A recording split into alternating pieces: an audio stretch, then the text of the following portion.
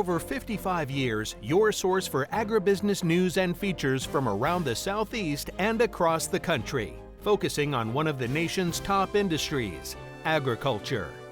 The Farm Monitor is produced by the Georgia Farm Bureau in association with Abraham Baldwin Agricultural College.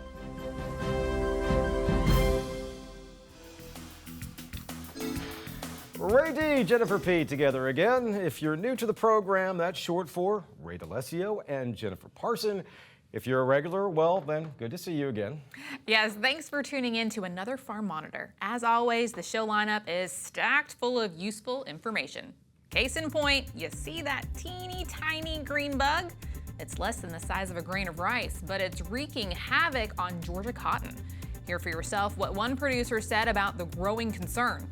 Also on the show, from equipment to education, it's an event that's uniting farmers and the community in Hartwell. A look inside the Northeast Georgia Ag Expo. Plus, well, hey everybody, Ranger Nick. You know, as pretty as that insect is, the spotted lanternfly is a species of major concern in the state of Georgia, particularly from the forestry standpoint. And this month, I'm going to explain where to find them and what to do when you do find them.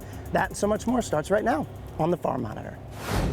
Well, it's become a growing concern by the day. The cotton jacid leaving its mark on Georgia's agricultural landscape. Me personally, I saw the damage firsthand in Pulaski County, where producer Brian Bledsoe walked me through the fields already showing the trademark signs. Tiny insects, but a major threat, piercing leaves, stunning growth, and leaving farmers worried about what could come next.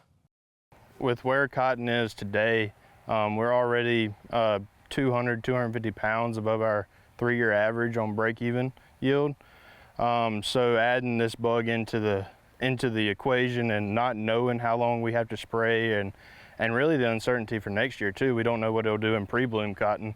It puts a big question mark in cotton, you know, going forward. So what we're going to do and how we're going to do it. The big thing to me is you could barely see these things, and if you're not aware of them or you're not, looking for them, you could easily miss them. So what was the initial reaction? I mean, was it something that you noticed that your plants were, turning, or what kind of prompted you just like, hey, we need to look into this? Well, we have consultants that look at our field every week, and they noticed them on the edges first, and that's when we made our first application, was when we first noticed them on the edge, trying to get them early.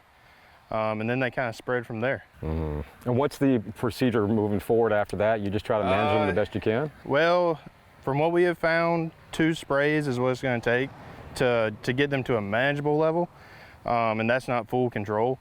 And basically they're going to start on your edges and they're going to work their way out, and you will have to, continue to spray them. It's kind of the uncertainty, that we really don't know what they're going to do or how long we might have to spray them or anything like that. So yeah, I know a lot of concern. Well, why I got you out here, aside from the jacids, of course, you guys are also soybean producers. You're out here harvesting today. Got to ask you, how's the harvest going? What are the yields kind of? They look good. This is our 2nd year growing full season beans, and they seem to be a little better than they were last year. I think that's mainly environmental. But it's a good crop, can't complain.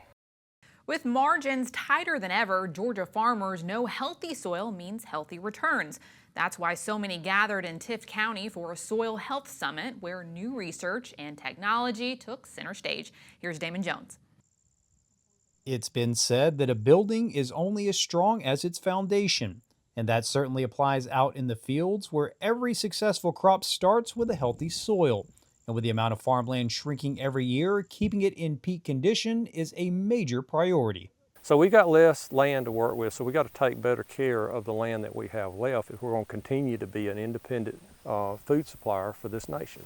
Through cover crops and various practices, no-till, strip-till, we've been able to prove that you can do that. And the soil ability to hold nutrients, water, just grow a better crop is evident. Thanks to all the new technology and research being displayed out at this Soil Health Summit at Ponder Farms, getting the fields ready for planting has become much less labor-intensive over the years. It used to be disc harrows and turning plows, and quite frankly now with this cotton crop that you see, from the beginning of January, a sprayer ran across the field, it killed the rye.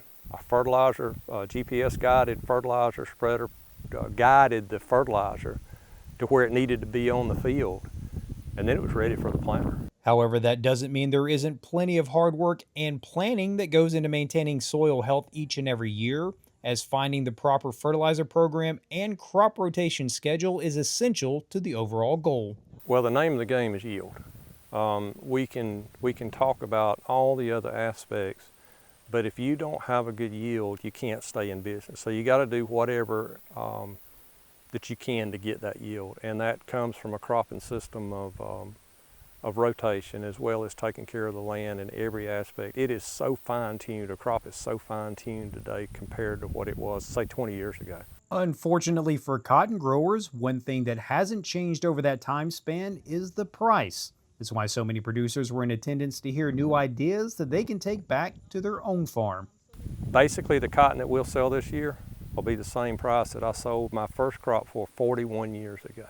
So something had to have changed to make us more efficient, and this is one of the ways that we are efficient. And I can't say that we can stay in business growing 65-cent cotton, but it's a big help from all the practices that we used to do.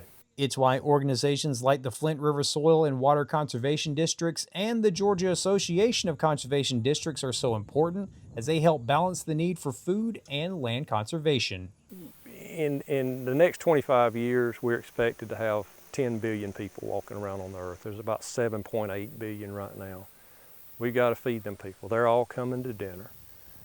They want something to eat. They want a safe food supply. They want clean water. They want clean air.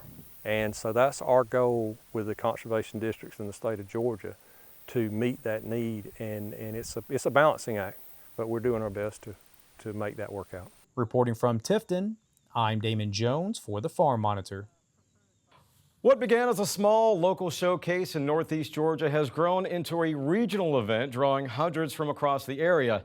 It's called the Northeast Georgia Ag Expo. As our John Holcomb shows us, it's all about highlighting agriculture and helping the public better understand its importance. In Hartwell recently, farmers, vendors, and community members from around the region came together for this year's annual Northeast Georgia Ag Expo, an event that's now 5 years running and that's meant to showcase all things ag. It's our 5th annual Ag Expo. We've grown it for years and years. We've got people from all over, not just Hart County, but our surrounding counties. They're providing equipment, they're providing demonstrations, they've got tables to explain what agriculture really means and what happens in our little area in Georgia with agriculture. The event was originally just meant to be for Hart County, but according to Brian Fleming, one of the key players in getting the expo organized, the importance of ag and the support for the expo goes far beyond just his own county. We originally was going to name it the Hart County Ag Expo, but if you look around out here, there's stuff from Franklin County, Elbert County, Stevens County, White County. There's stuff from all Northeast Georgia, so that's where the Northeast Georgia come in, because ag's a community. It doesn't matter where you're at, farmers are going to support each other. The expo, which has grown to gather more than 1,200 attendees, is meant to be an educational one. As Fleming says, many don't know the basics of agriculture and certainly don't know the many difficulties farmers face on a daily basis. The purpose is to educate first and foremost. That's why if anybody out there ever wants to come to this event, it's completely free to attend. Our vendors, our exhibitors, completely free on them, because this isn't about making money to us. This is about the promotion of what we do, because as everybody knows, agriculture and farming is getting harder and harder every year. So the more support and help we can have from those non-farmers makes our life easier on a daily basis. So an event like this, it brings that general community and the farming community together and makes us all one. We want to educate not only our kids, but we also want to educate our people about where our food comes from, the impact that ag has, not just on us in Hartwell, but actually on the whole entire state. Georgia leads in farming in many, many areas, or top 5 in many, many areas when it comes to agriculture. And we just want to make sure that people understand the importance of ag in our community. And as far as a takeaway, Fleming says he just hopes the event is a catalyst for awareness when it comes to ag and the industry as a whole. I hope they just gain a little bit more respect for agriculture as a whole, as well as take some piece of knowledge home with them that they might tell mama, daddy, grandparents, aunts, uncles, children, grandkids. I hope somebody learns something, that way they can take it and spread it. So that's, like I said, that's our main goal, is spreading what agriculture means to us and what it accomplishes for us. And if we can educate those people that don't know, at that point now they're able to help us spread what it is. Reporting in Hartwell for the Farm Monitor, I'm John Holcomb. Well, hey everybody, Ranger Nick here. What am I doing in downtown Atlanta walking along the railroad tracks? Well, I'm going to talk about a particular species of tree that grows here and a particular species of insect that has been found in that tree, impacting Georgia forestry after the break. Fair prep's going great. All of our departments are working on their individual things. Our Georgia Living Department is getting the 4-H FFA projects, livestock's getting all the exhibitors in, and then we also have our fair food fight that we're preparing for with 20 new fair foods this year. The Georgia National Fair is going to be October 2nd through 12th.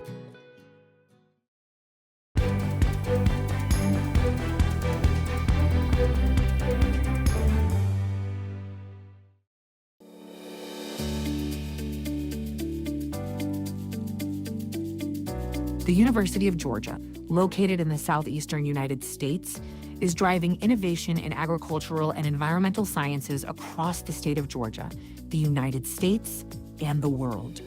Our researchers are pioneering new methods, making groundbreaking discoveries, and developing cutting-edge technology to ensure the sustainable future of agriculture and the environment for generations to come. As Georgia's oldest and largest industry, agriculture represents hundreds of thousands of jobs and nearly 10 million acres of active farming operations across the state. With its humid subtropical climate, diverse soil types, and ample rainfall, Georgia provides an ideal environment for growing virtually any crop or animal, making it a prime location for agricultural research and innovation. As Georgia's flagship land-grant institution, we are proud to be the research and development hub for the statewide agricultural landscape, connecting communities with cutting-edge research and technology through our robust cooperative extension model, and empowering students with the experience and expertise they need to tackle global agricultural and environmental issues throughout their careers. From instruction to research to extension, the University of Georgia is a leader in agricultural innovation across the United States and around the world. Together with our international partners, our experts are opening doors for global partnerships and promoting the internationalization of agricultural research to provide producers with the research-backed information they need to feed and fuel the world. From collaborative research on sustainable cattle breeding in Italy to revolutionizing the selection and the use of disease-resistant crops in Malawi, to partnering with Romanian universities in the development of their agricultural extension model, we are proud to work with our partners across the world to lead agricultural innovation both in the lab and in the field. Discover how our expanding international partnerships are cultivating a stronger and more prosperous planet at caes.uga.edu.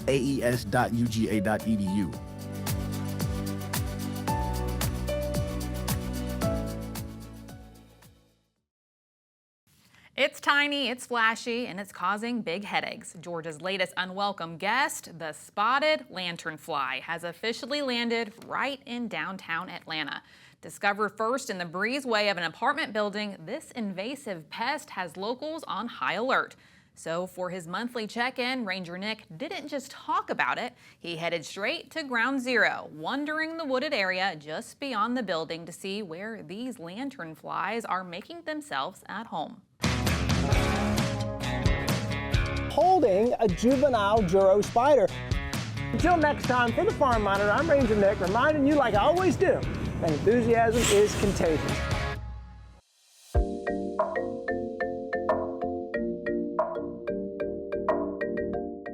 Well, if you've been watching Ranger Nick over the years, you know usually the segment starts on a farm or in the forest, not on an apartment building. And what you were looking at there is the spot, Ground Zero, Atlanta, Georgia, where spotted lanternfly was first discovered. Now, Paul McDaniel. Hey, Paul. Hey, Nick. How are you? I'm great. It's so good to see you and have you with us from the Georgia Forestry Commission. But, Paul, an apartment building, spotted lanternfly, not on a tree? Explain this to us. That's right.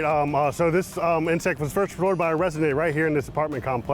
And he'd actually seen a video on YouTube that he recognized it from the video and decided to report it to the Department of Agriculture. Interesting. Now, we learned previously on the monitor about some of the things that the spotted lanternfly can do from an ag standpoint on some of those fruit trees. But from a forestry standpoint, talk to me about the problems that that spotted lanternfly brings. Sure. Spotted lanternfly's primary host is tree of heaven, which most people would think, oh, that's great. Tree of heaven is a non-native invasive and can take over a lot of areas, but it actually can jump off onto a lot of other of our native tree species, such as maples and oaks and birches.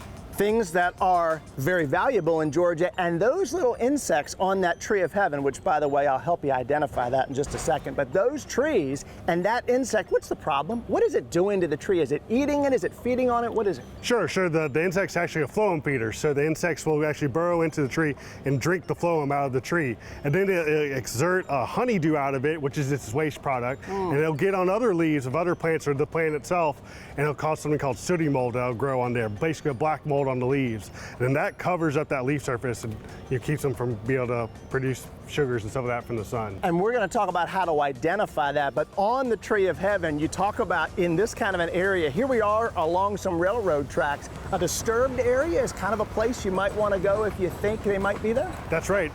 Tree of heaven really likes these disturbed areas, and that's where you're really going to see them, and they tend to start to take over those areas as well. This sounds like such a pleasant thing. You talked about honeydew, it's excrement. You talked about tree of heaven, so many very friendly, upbeat things, not so. What I want to do now is I want to go talk about how to identify tree of heaven, how to look at that little insect, and then what do you do if you find one? I'm going to give you a homework assignment, so let's go there now.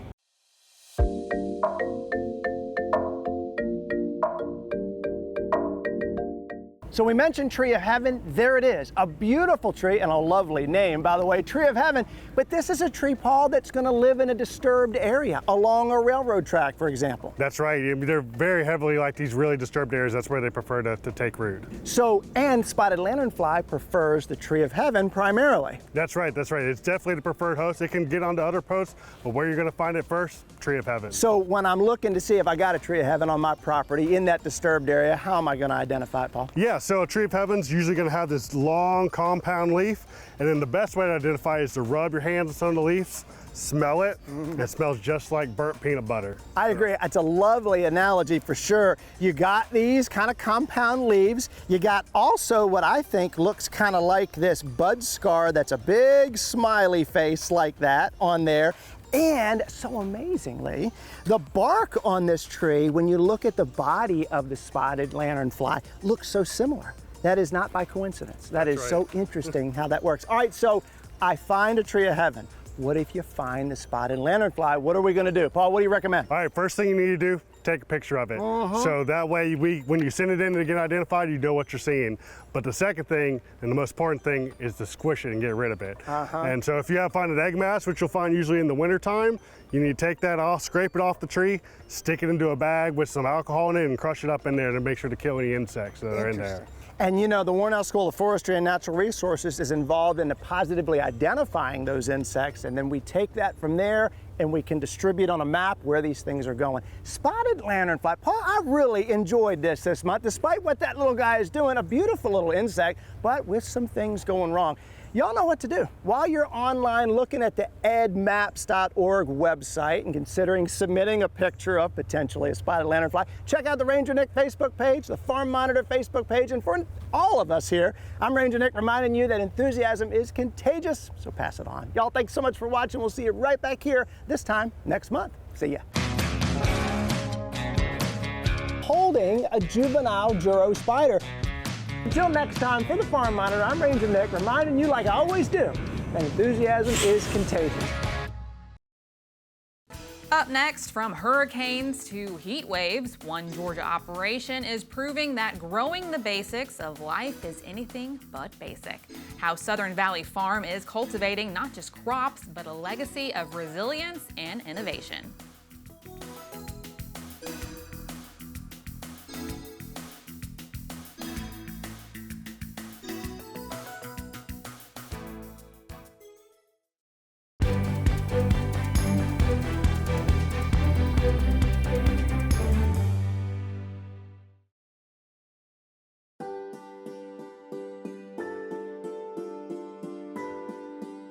These fields in Norman Park, Georgia, are covered in vegetables, growing in the summer sun at Southern Valley Fruit and Vegetable, a cornerstone of American agriculture with deep roots in the Deep South.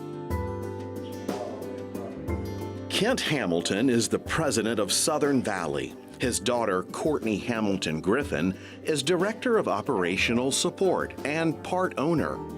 Side by side, Courtney and Kent work every single day, cultivating not only fresh, high-quality produce, but a legacy of sustainability and innovation.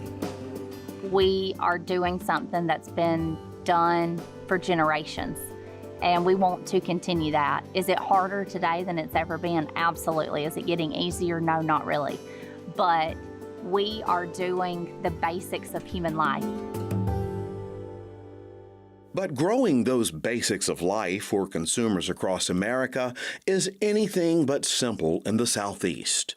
Extreme heat, along with intensifying hurricane seasons, turns a difficult job into an unpredictable journey. You can do everything right. The bees can be working, they can be pollinating the field. You can have the perfect fertilizer mix and everything else, and then all of a sudden a storm pops up, a hurricane hits your field and destroys it. And I mean, you can't change that because Mother Nature drives everything we do. The first seeds of Southern Valley were planted in 1987, and since then, a lot has changed. Adapting to changing weather patterns also means spreading out. Southern Valley grows vegetables in the heat of summer in eastern Tennessee and during the winter in Mexico's Yucatan Peninsula. There's a lot of planning goes into what we do, a lot of projecting. You know, how much product are we going to need? When are we going to need it? And two, we have to project what the weather's going to do. If the weather's cooler than what it normally is, then the crop don't come off as soon as what we have projected. On this late July day, it's hot and humid. And just 3 weeks earlier, these beautiful row crops were sitting directly in the path of a major hurricane. This time, farmers got lucky, but the threat from the increasing heat in the tropics is nothing new to farmers here in southeastern Georgia. So a hurricane can come through. If it comes through in September, October, when we're right in the heart of our production, it can be devastating, have devastating effects on our crop. It's also harvest time, and it's hopping.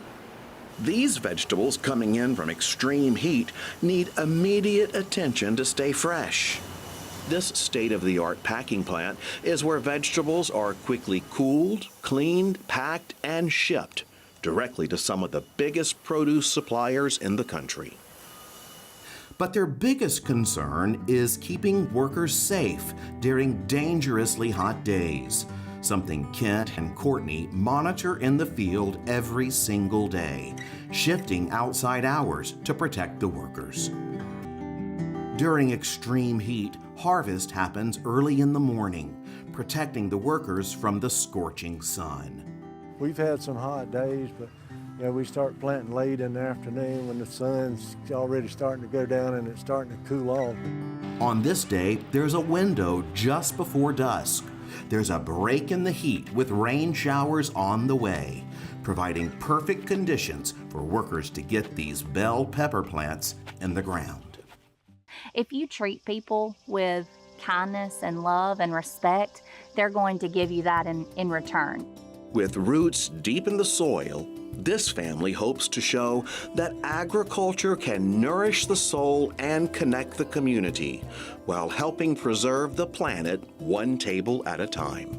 thankfully, the way the climate is, the way the sun moves north and south through the year, there's somewhere in the world that we can produce food on a year-round basis. Big thanks to our friends at Sarah Outreach for that, and an even bigger thanks to you for spending time with Jennifer and I. That's right. Take care, everybody. We'll see you next time right here on the Farm Monitor. Have a great week.